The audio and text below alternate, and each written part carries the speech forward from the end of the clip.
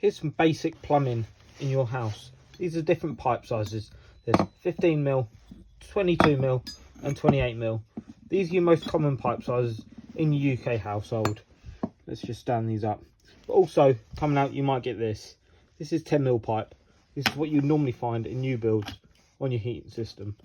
15, 22, 28. The bigger the house, the bigger your pipe sizes are going to be for water flow. So these are your most common sizes. If this video has helped, make sure you subscribe for more amazing content like this.